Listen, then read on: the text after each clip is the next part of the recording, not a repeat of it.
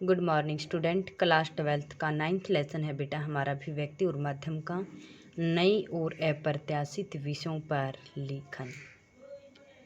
इसका first question है हमारा, रटंत से क्या अभिप्राय है। रटंत किसी दूसरे व्यक्ति द्वारा, रटंत क्या होता है, किसी दूसरे व्यक्ति द्वारा तैयार की गई पाठ्य सामग्री में का ज्यों का तो प्रस्तुत करना हमारा रटंत कहलाता है। यानी कि हम बच्चे को कोई भी व्यक्ति अपनी बुद्धि का अपना कार्य न करके बल्कि दूसरे के द्वारा बताए गए कार्य को जो करता है उसे क्या कहते हैं, रटंत। अरे रटंत क्या होता है, सबसे बुरी लत होती है, भी कहा जाता है। नहीं तो व्यक्ति को सिर्फ अपनी सोच समझकर अपनी बुद्धि अक्षमता के द्वारा कार्य करना चाहिए। जैसा हम उनको बताते हैं करने के लिए, वह सिर्फ ज्यों का तो प्रस्तुत करना।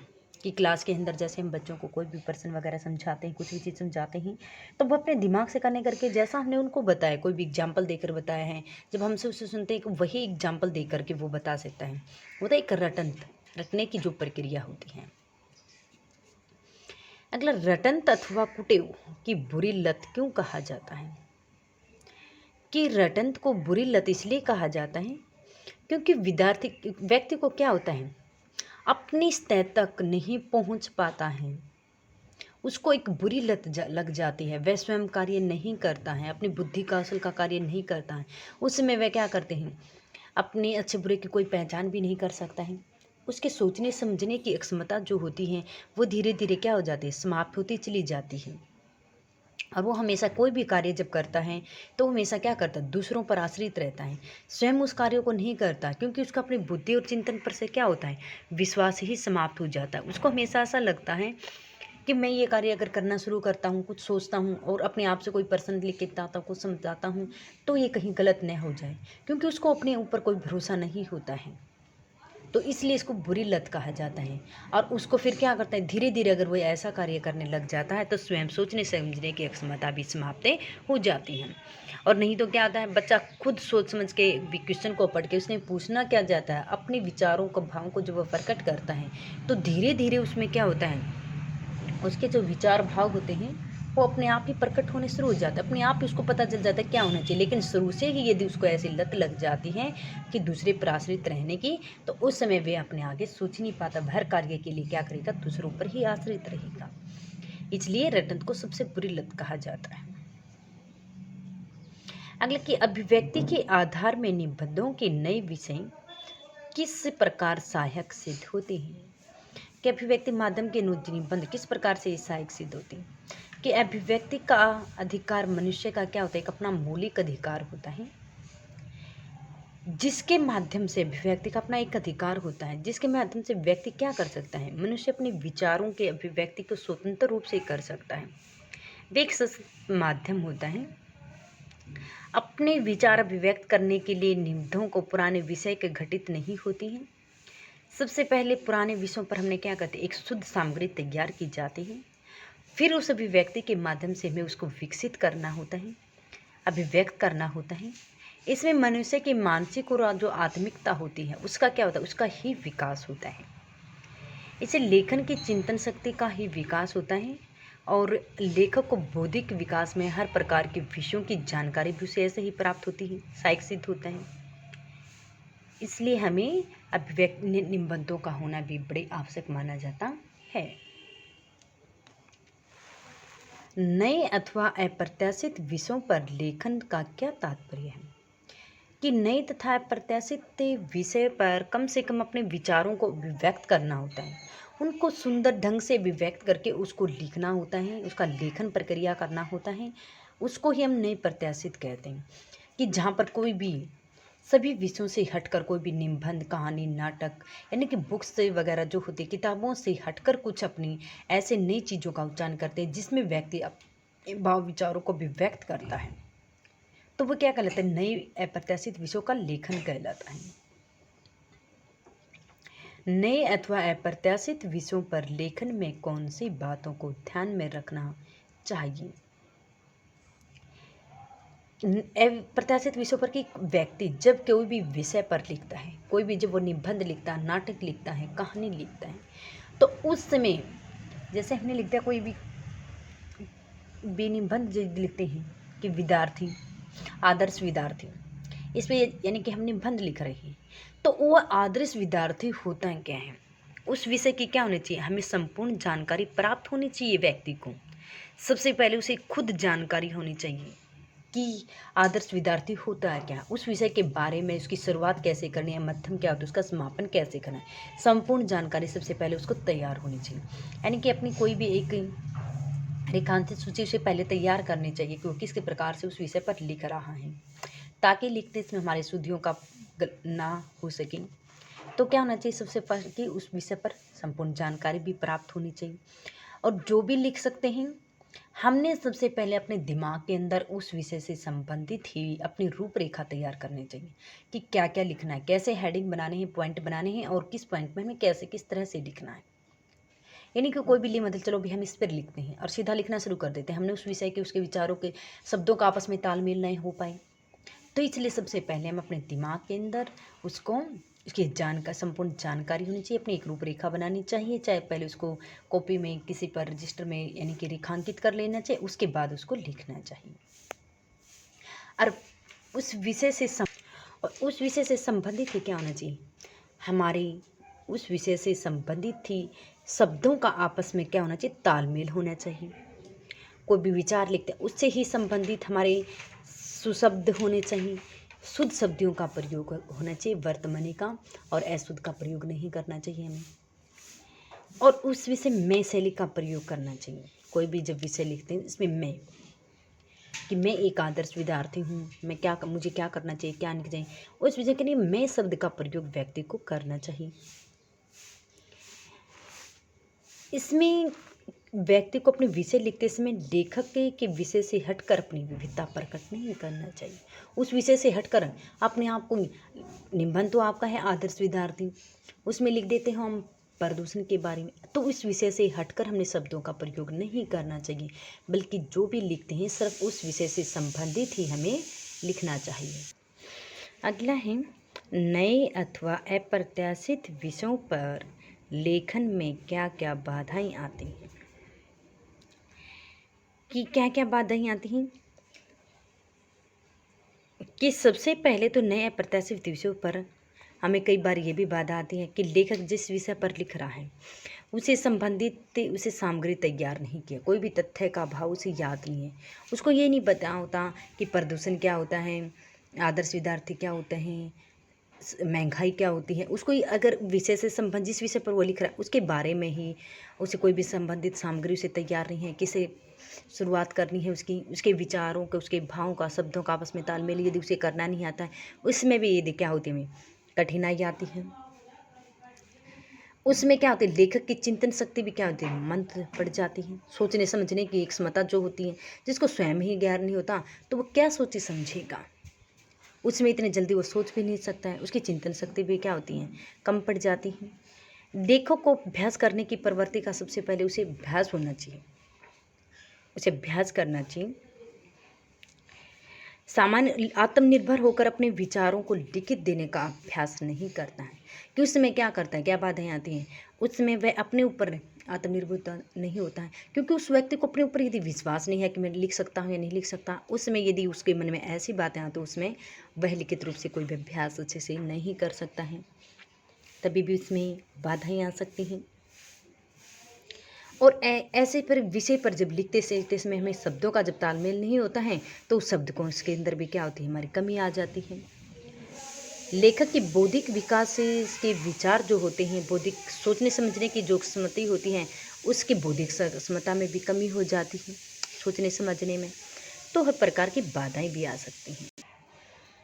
नए तथा अप्रत्याशित विषयों पर लेखन को किस प्रकार सरल बनाया जा सकता है, कि नए जो अप्रत्याशित विषय उसको सरल कैसे बनाएं, कि किसी भी विषय पर लिखने से पहले हमने उसके मन में उस विषय से संबंधित विचारों को क्या करना चाहिए, देर तक रुक कर उसकी एक रूपरेखा तैयार करनी चाहिए। उसमें उसकी आत्म बताया गया तो उसमें मैं शैली का प्रयोग करना चाहिए, उसको वर्जित करना चाहिए, क्योंकि उसमें क्या होता है, व्यक्ति के अंदर अपने सोचने समझने की एक क्षमता भी हो सकती है, अपने भाव विचारों को भी व्यक्त करने की एक झलक, अलग सी झलक दिखाई भी देती है। और जिस विषय पर यदि हम लिख रहे हैं उस विषय से संबंधित जुड़े जितने भी तथ्य होते हैं वो सबसे पहले बहुत आवश्यक होते हैं। सहज सरल भाषा का प्रयोग करना चाहिए, साथ साथ में छोटे छोटे वाक्यों का प्रयोग करना चाहिए, मुहावरे लोकोक्तियों का प्रयोग करना चाहिए, जिसके माध्यम से हम अच्छी प्रकार से समझ में आ सकें और उस विषय को किसी प्रकार आगे बढ़ाया जाए और मस्तिष्क में पहले से ही उस चीज़ को पहले से ही ऑलरेडी यानी कि वो सूची तैयार होनी चाहिए भी आगे हमने क्या लिखना है क्या नहीं लिखना। जब ये चीज़ें हमारे दिमाग में आ जाती हैं तो उस समय क्या होती है, हमारे जिस विषय पर हम लिख रखें वो आसान भी हो सकता है हमारे लिए। उस समय हमारे लिखते समय किसी प्रकार की कोई भी बाधा नहीं आ सकती। अगला है ये क्वेश्चन हमारा बहुत बार रिपीट होता है कि इम्पोर्टेंट भी है। अकल बड़ी या भैंस बड़ी, भैंस विषय पर एक निबंध लिखिए। इसमें दुनिया मानती जान कि महात्मा गांधी वैसे बहुत दुबले पतले एक व्यक्ति थे। स्वतंत्रता संग्राम में वे अस्त्र शस्त्रों से लड़ा था। उनका हथियार तो केवल सत्य और अहिंसा ही नहीं था बल्कि शारीरिक बल नहीं कर सका था। जिस कार्य के लिए वह शारीरिक बल का कार्य नहीं कर सका उस समय क्या होना चाहिए, व्यक्ति को अपनी बुद्धि के अनुसार कार्य करना चाहिए। अकेला व्यक्ति केवल बल के माध्यम से ही कार्य नहीं कर सकता, उसमें केवल उसकी बुद्धि का विकास भी होना चाहिए। कुछ व्यक्ति जिसके अंदर यानी कि शारीरिक बल नहीं है लेकिन उस समय वह अपनी बुद्धि के बल से भी कार्य कर सकता है। सबसे ज़्यादा बुद्धि का बल कार्य करता है कि उसने कहा कि जिस पर अकल कि केवल व्यक्ति के शारीरिक बल से किसी प्रकार का कोई लाभ नहीं होता है। कि जैसे उसमें एग्जाम्पल देकर उन्हें बता दिया कि महाभारत के समय में जैसे भीम और घटोत्कच ने भी क्या थे, अपनी शारीरिक शक्ति के माध्यम से कौरवों को मार गिरा था, लेकिन उनकी शक्ति को किसी भी दिशा निर्देश देने वाली श्री कृष्ण की ही बुद्धि थी। शारीरिक बल केवल अकेला उनका था लेकिन उनके अंदर बुद्धि नहीं थी। बुद्धि किसकी थी उस समय केवल श्री कृष्ण की ही बुद्धि ने काम किया था। उन्होंने ही उसको बताया था किस प्रकार से युद्ध के समय लड़ना है, किस प्रकार से क्या कार्य करने हैं। तो केवल अस्त्र शस्त्र ही कुछ नहीं कर सके हमारे उस समय, केवल क्या था, शारीरिक शक्ति बल के माध्यम से, बुद्धि के माध्यम से ही उन्होंने कार्य किया था।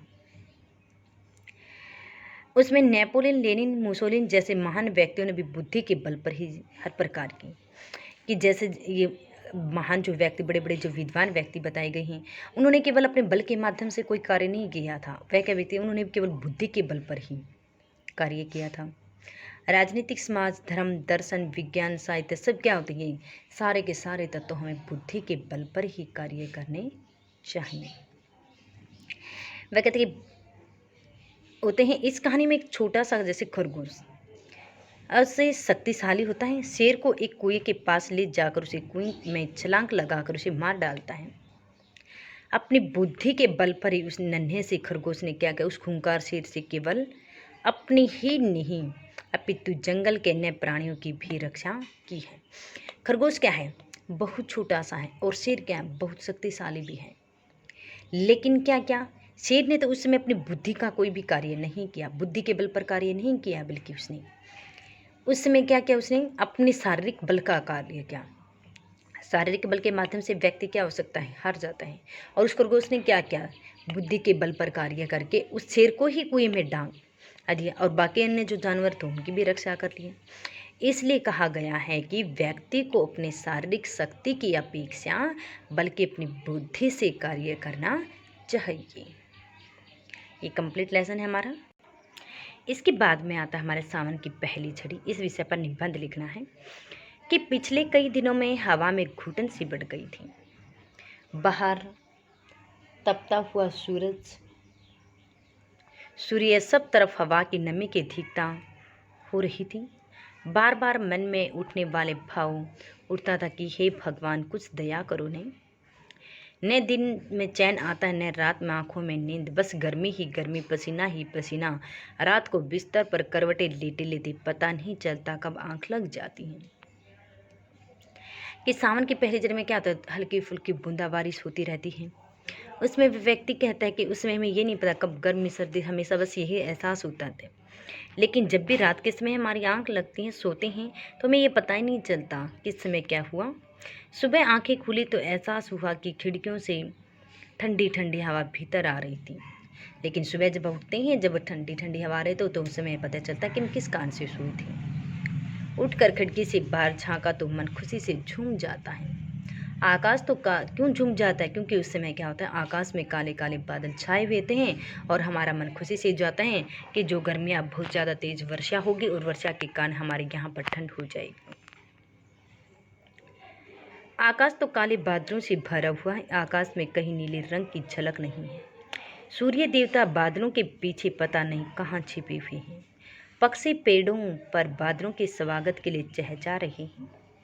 मोहल्ले में सारे लोग अपने अपने घरों से बाहर निकल मौसम के बदलते रंग को देख रहे हैं। उमड़ते घुमड़ते मस्त हाथियों से काले गजरारे बादल मन मस्तिष्क में भर रहे हैं। अचानक बादलों में क्या है, तेज बिजली, आंधी जोर से बदले गर्द, मोटी मोटी बूंदें टपक रही हैं। इधर उधर भागे ताकि अपने घरों से बाहर सामान भीतर रख सकें। लेकिन जब वर्षा होती है उस समय व्यक्ति क्या करते हैं, अपने घरों की तरफ भागते हैं। हमारा कोई भी सामान वो भाग भाग कर क्या करते हैं, घर रखते हैं।